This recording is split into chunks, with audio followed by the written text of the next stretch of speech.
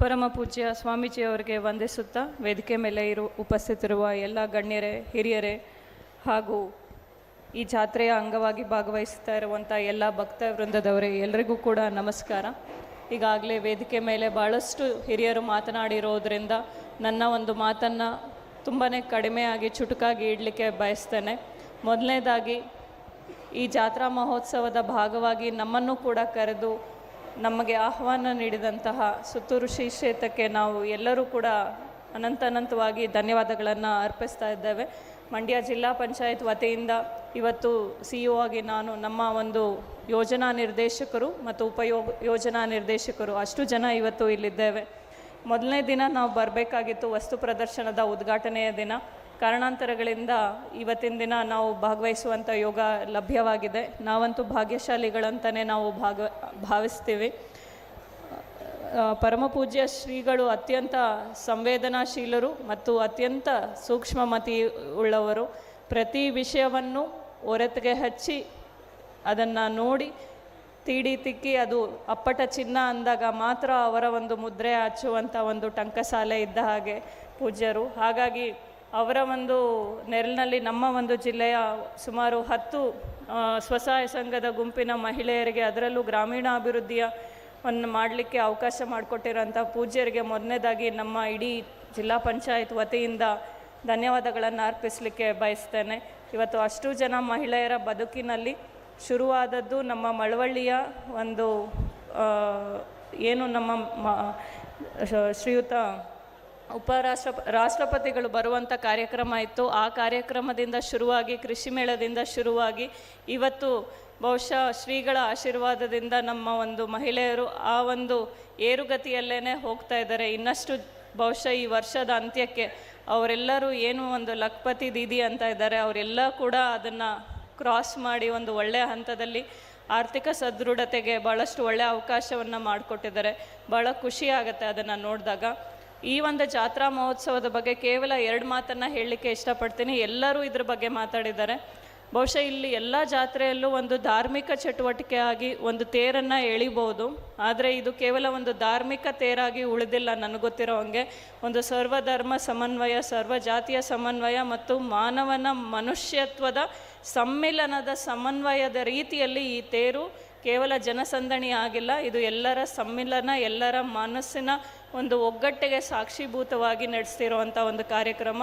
ಇಷ್ಟೆಲ್ಲ ಒಳ್ಳೆ ಕಾರ್ಯಕ್ರಮ ಆಗಬೇಕು, ಇಷ್ಟು ದೊಡ್ಡ ಮಟ್ಟದ ಕಾರ್ಯಕ್ರಮ ಆಗಬೇಕು ಅಂದರೆ ಅದರ ಹಿಂದೆ ಇರುವಂಥ ಇಚ್ಛಾಶಕ್ತಿ, ಮನಸ್ಸು ಎಲ್ಲ ನಿರ್ಮಲವಾಗಿದ್ದಾಗ ಮಾತ್ರ ಇಂಥ ಒಂದು ಚಟುವಟಿಕೆಗಳು, ಕೆಲಸ ಕಾರ್ಯಗಳು ಮಾಡಲಿಕ್ಕೆ ಸಾರ್ಥಕ ಆಗುತ್ತೆ, ಸಾಧ್ಯ ಆಗುತ್ತೆ. ಅದನ್ನೇ ಇವತ್ತು ನಾವೆಲ್ಲರೂ ಸಾಕ್ಷೀಭೂತರಾಗಿದ್ದೇವೆ ಅಂತ ನಾನಾದರೂ ಭಾವಿಸ್ತೇನೆ. ಒಂದು ಧಾರ್ಮಿಕ ಚಟುವಟಿಕೆ ಅಲ್ಲದೆ ಪ್ರತಿದಿನ ಒಂದೊಂದು ವಿಶೇಷವಾಗಿರುವಂಥ ಚಟುವಟಿಕೆಯನ್ನು ಆಯೋಜನೆ ಮಾಡಿ ಜಾತ್ರೆಗೆ ಒಂದು ದೈವತ್ವದ ಜೊತೆಗೆ ಸಾಮಾಜಿಕ ಕಾಳಜಿಯನ್ನು ಕೂಡ ಮೆರಿತಾ ಬರ್ತಾ ಇದ್ದಾರೆ ಪ್ರತಿಯೊಂದು ಕ್ಷೇತ್ರದಲ್ಲಿ.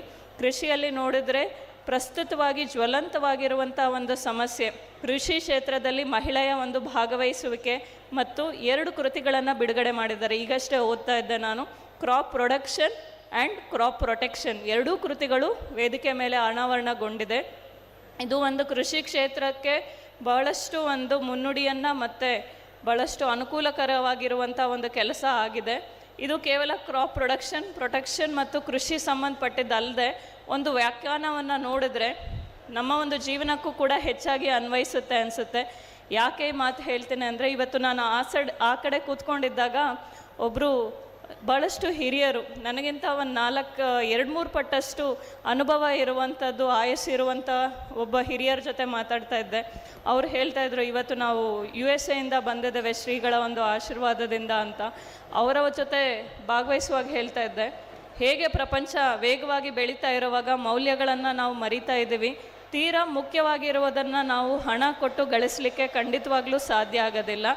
ನೆಮ್ಮದಿ, ಶಾಂತಿ, ಒಳ್ಳೆಯದು ಬೇಕಾಗಿದ್ರೆ ಖಂಡಿತವಾಗ್ಲೂ ಅದನ್ನು ಎಲ್ಲೇ ಒಂದು ದುಡ್ಡು ಕಾಸಿನಿಂದ, ಹಣದಿಂದ ಕೊಂಡ್ಕೊಳ್ಳೋಕ್ಕೆ ಸಾಧ್ಯ ಆಗದೇ ಇರೋವಂಥ ವಸ್ತು. ಅಂಥ ವಸ್ತುವನ್ನು ಇವತ್ತು ಏನಾದರೂ ನಾವು ಪಡ್ಕೊಳ್ಬೇಕು ಅಂತಂದರೆ ಅದು ಕೇವಲ ಒಂದು ನಿರ್ಮಲವಾಗಿರುವಂಥ ಒಂದು ಮನಸ್ಸಿನಿಂದ, ದೇಹದಿಂದ ಮಾತ್ರ ಸಾಧ್ಯ ಆಗುತ್ತೆ ಅನ್ನೋದನ್ನ ತುಂಬ ಚೆನ್ನಾಗಿ ತಿಳ್ಕೊಟ್ಟಿದ್ದಾರೆ.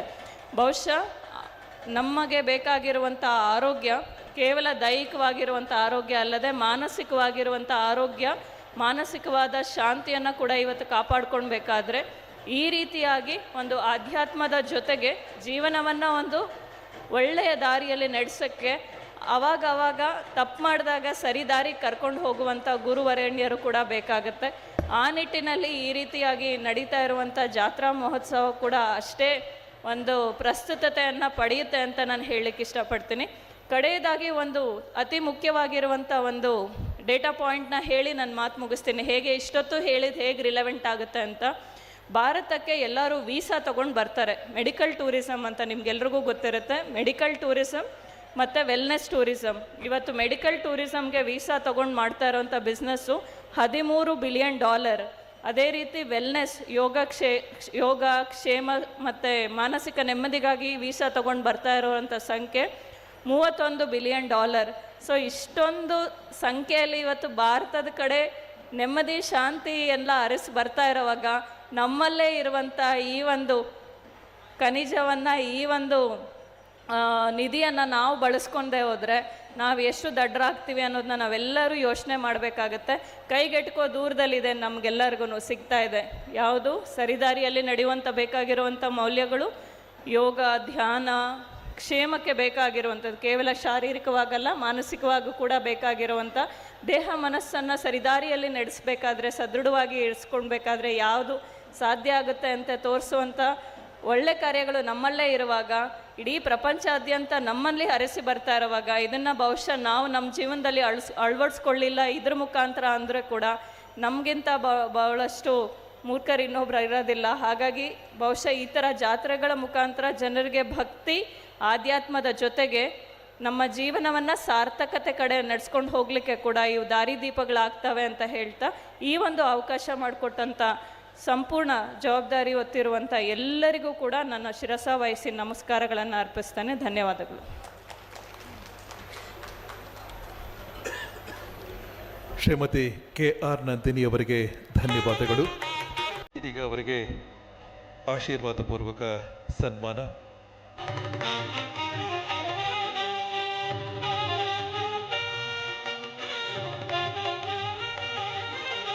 ಇದೊಂದು ಸಮನ್ವಯದ ಸಂಕೇತ ಅಂತ ತಮ್ಮ ಮಾತುಗಳಲ್ಲಿ ಹೇಳಿದ್ದಾರೆ. ಸುತ್ತೂರು ಜಾತ್ರಾ ಮಹೋತ್ಸವ ಎಲ್ಲ ಧಾರ್ಮಿಕ ಸಂದೇಶಗಳನ್ನು ನೀಡುತ್ತೆ. ಇದೊಂದು ಐಕ್ಯತೆಯ ಸಂದೇಶ ಅನ್ನುವ ಪ್ರೀತಿಯ ಮಾತುಗಳು KR ನಂದಿನಿ ಅವರಿದ್ದಾರೆ.